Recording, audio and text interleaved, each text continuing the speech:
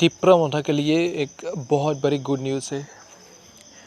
Finally Bubagra कुछ दिनों के अंदर कमबैक करेंगे। ये सब आप सबकी वजह से, क्योंकि बहुत सारे लोगों ने भगवान से प्रार्थना किया। बुबागरा ने ट्विटर में लिखा है कि हम लोग विजयी होकर लौटेंगे और जीत मेरी या किसी पार्टी की नहीं बल्कि हमारे लोगों की होगी। मैंने अपने लिए एक भी पोस्ट या पोजीशन नहीं मांगा बल्कि अपने तिपरस लोगों के लिए न्याय मांगा है। हम बिना नफरत, क्रोध या हिंसा के बिना एक साथ हासिल करेंगे। आपसे जल्दी वापस मिलूँगा। ये है बुबागरा लेटेस्ट न्यूज़, और आप लोग को अच्छा लगा तो ज़रूर सब्सक्राइब कर देना।